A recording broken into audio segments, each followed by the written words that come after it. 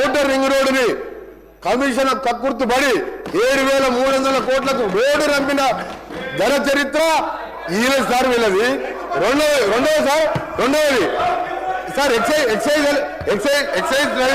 Sir excise shops restaurant ఇది ఇంకా 3 నెలల సమయం ఉంటే 3 నెలల ముందే అప్లికేషన్ తీసుకొని నిరుద్యోగుల దగ్గర 2,000 కోట్ల రూపాయల నాన్ రిఫండబుల్ పేరు మీద వసూలు చేసి షాపులు కేటాయించుకొని ఎన్నికల ముందు చేసిన కథలు.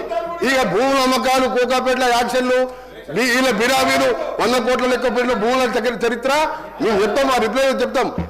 హరీష్ రావు గారు దేశంలో రాష్ట్రంలో మన దేశంలో కాదు ప్రపంచంలో ఎక్కడ కూడా మీ కట్టిన రోడ్డు విలువ అధ్యక్ష ఆ కన్స్ట్రక్షన్ కాస్తే 6,500 కోట్లు రోడ్డు ల్యాండ్ ఎక్విజిషన్ కలిసి కదా ఆ రోడ్డు విలువ 1,00,000 కోట్ల పైన ఉంటుంది అధ్యక్ష.